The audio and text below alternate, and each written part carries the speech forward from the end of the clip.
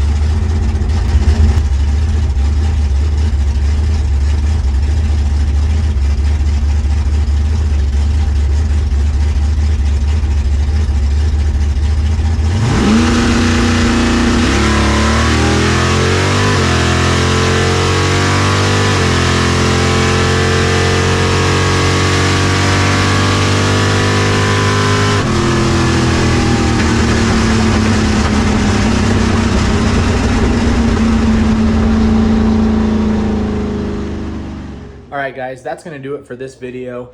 I really appreciate you guys watching, especially after the delay in posting recently. I'm a little bummed after that quarterfinal loss there.